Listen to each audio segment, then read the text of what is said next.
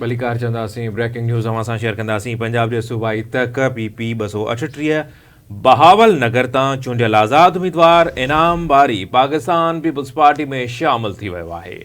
खबर मां शेयर कयूं पिया। ब्रेकिंग न्यूज़ आहे।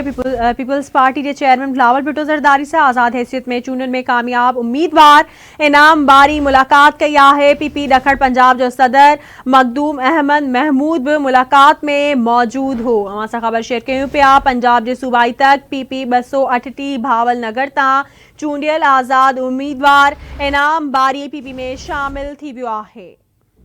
एक बार ॿीहर ब्रेकिंग न्यूज़ अवां सां शेयर कंदासीं। पाकिस्तान पीपल्स पार्टी में आज़ाद उम्मीदवार शमूलियत जो ऐलान करे छॾियो आहे। पंजाब जे सूबाई तक PP 238 बहावल नगर तां चूंडियल आज़ाद उम्मीदवार इनाम बारी PP में शामिल थी वियो आहे।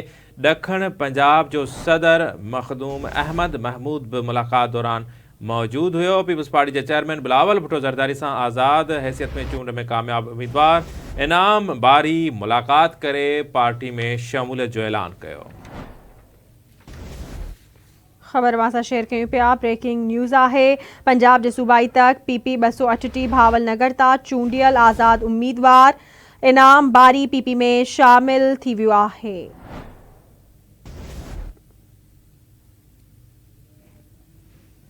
पीपल्स पार्टी के चेयरमैन बिलावल भुट्टो ज़रदारी सां आज़ाद हैसियत में चूंडनि में कामयाब उम्मीदवार इनाम बारी मुलाकात कई आहे।